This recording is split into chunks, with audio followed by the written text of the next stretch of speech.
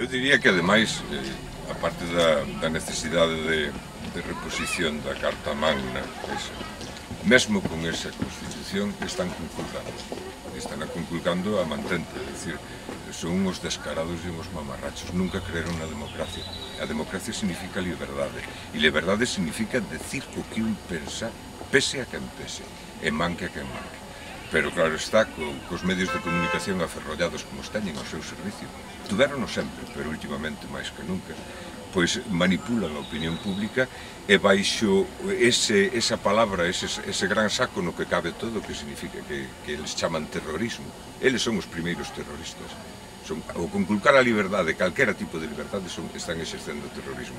Entonces non permiten que voces limpas digan o que teñen que decir. E se teñen delito, que xudguen, pero que se deixen de tonterías. E, sobre todo, que os teñan cerca da casa. O que non pode estar sufrindo os seus amigos e a súa familia, estar sufrindo un alonxamento, unha distancia que non hai dereito.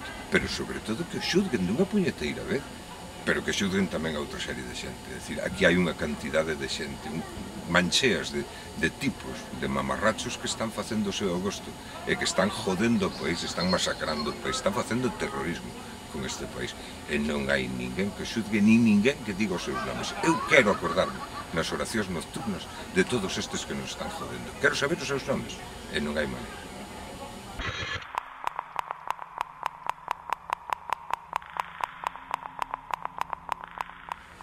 O que está claro é que se tes unhas ideas distintas, que era o que che dicía antes, limpas, e que non se deban a ningunha estrutura previamente formada, pois constitúe un delito, e non debera.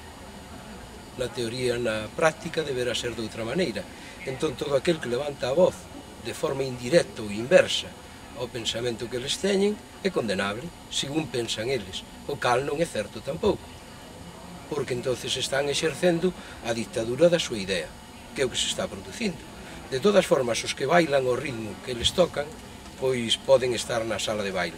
Os que bailan de outra maneira, non. De feito, en moitos parlamentos, pois bailan xuntos partidos políticos distintos, pero a mesma música, bailan o mesmo son. E aquel que se levanta para dicir que non lle gusta esa música, non ten dereito a entrar no baile. E iso non é de rigor, e moito menos de un pensamento democrático. Nunca o foi, e menos agora. Eu diría que a grande asignatura pendente dese Estado que se chama España, a grande asignatura pendente é desenmascarar dunha puñeteira vez o nacionalismo español. É dicir, o nacionalismo integrador, chaman eles, é dicir, é o nacionalismo negador de toda posibilidade de expresarte como ti és, como pobo, como individuo e como pobo. E, evidentemente, gran parte destes presos políticos, eu si digo que son presos políticos, exercen ideas que non lles satisfán a estes mamarrachos. Non só que non lles satisfán, sino que consideran as ideas máis peligrosas, o que eles chaman disgregadoras.